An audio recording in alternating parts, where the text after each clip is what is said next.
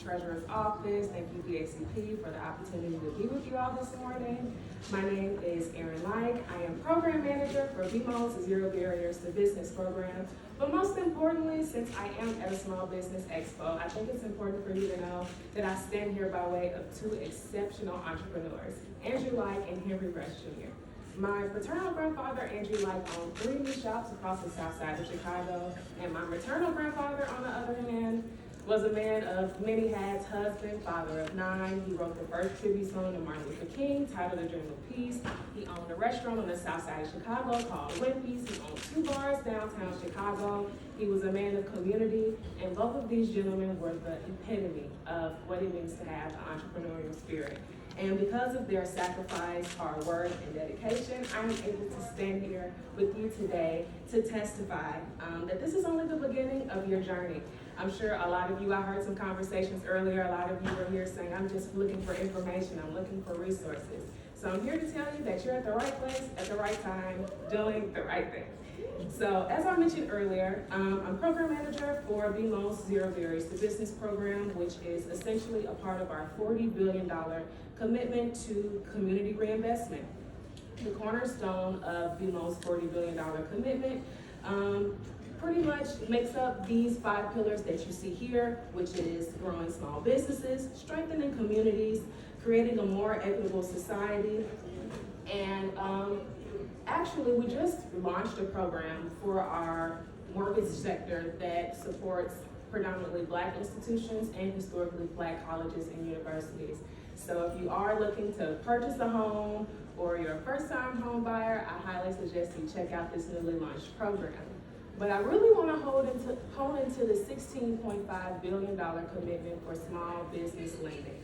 This is what we consider the Zero Barriers to Business program. Our Zero Barriers to Business program is comprised of 3 special purpose credit programs. We have BMO for Black and Latin businesses, BMO for women in businesses, and BMO for Native-owned businesses.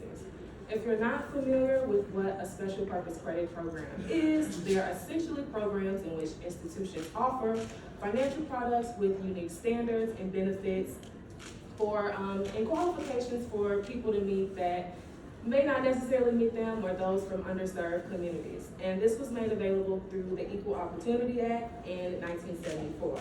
And this has allowed a lot of institutions to counteract centuries of unfair laws and policies that deprive millions of minorities from the right to access fair capital and mortgage. So through this and the unfortunate passing of George Floyd, many financial institutions realized just how much small business owners, specifically minority business owners, fuel the economy.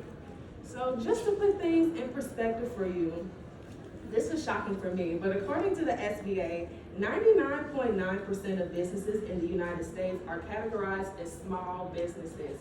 A lot of times this number can get construed because we see that 0.01% in the news all the time, but 99.9% of businesses in the US are categorized as small businesses. Out of those 33 million, approximately 9 million of those small businesses are minority owned, and 11 million, roughly 12 million actually, are owned by women. And as you can see here, 11%, minorities are running at an 11% growth rate compared to a 1% growth rate for minority-owned businesses. And Hispanic-owned businesses alone have grown 8.2% since 2019, making up over 6.5% of all businesses in the U.S. And another shocking fact for me, since the treasurer mentioned it earlier, but Black women entrepreneurs, well, I should start here. Black-owned businesses make up 7% of the total market share, and Black women entrepreneurs make up 36% of that 7%, which is higher than any other ethnic group. So while BMO isn't the first bank, nor the only bank to offer special purpose credit programs, we differentiate our program by embedding 3 pillars: access to capital, access to education, and access to partnerships. We understand that the community needs more than just access to capital to sustain themselves. The power of education and the power of partnership is equally, and if not more, just as important. Since the launch of our program in 2020, we've authorized $80 million to over 3,500 business owners We've provided 900 plus hours in educational events and webinars, and we've established community relationships with 40 plus community organizations and CDFIs to better aid small businesses in achieving their goals. So in partnership with that, like I said, the power of partnership, BMO has sponsored 10 women for the Black Women's Expo that just happened earlier in August. We recently sponsored 10 Latino women for the Latino Women's Expo. We have a BMO Women Grant Program in which every year we supply 10 business owners, 10 women-owned businesses, $10,000 grants to better aid their business. We use our own marketing dollars to promote small businesses during the halftime shows at the Chicago Bulls games or the Milwaukee Bucks games. We call this our BMO Share the Limelight. We hold a quarterly business literacy workshop series every quarter, and all of these things are completely free. Essentially, BMO thrives on our motto, which is boldly growing the good in business and in life, and we do this primarily through our community benefits plan. Our goal is to equip you with capital, education, and partnerships to help you make your business more resilient and scalable. BMO established the Zero Barriers to Business program to ensure you that you aren't alone in your business journey. So I was charged today by the Treasurer's Office to open up the breakfast with some inspiration to empower you and to keep you from pressing on. And today I'd like to empower you, inspire, and maybe light a little fire in your soul with a friendly reminder. You are not building this business just for you, but for the generations to come. So what legacy are you going to build? I can assure you that when my grandfather opened Mr. Zips in the Gold Rush Inn in the 1960s at 525 West Van Buren Street, he would have never imagined that his granddaughter would be standing on this, well, he opened it in 1960, but in modern day, 525 West Van Buren Street, it's the newly built BMO Tower. It's our backyard, and we call this the Green. So I'm sure he would have never imagined that 60 years later that his granddaughter would be working on that same land, working on a team that supports small business owners just like him. So I am here.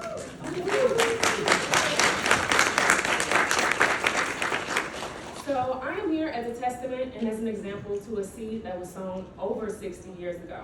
A seed sown by a man who had a vision, gave every idea a try, and didn't give up. And I wish my grandfather was here to see his granddaughter in front of, with the city of Chicago, just proclaiming how his actions and his decisions changed my life, his community's life, and the family's life.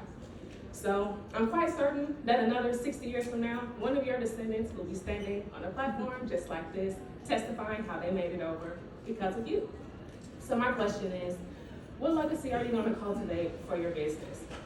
I recently watched an interview with Bishop T.D. Jakes, and he talked about how it's baked into our culture to hustle.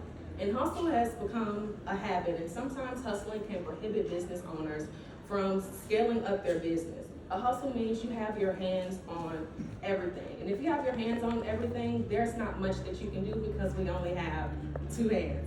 So whether you're a barber or a tax preparer, that means you're doing all the work, you're frying the chicken, you're washing the hair, and if you find yourself tending to do more than you tend to be, then unfortunately you are hustling.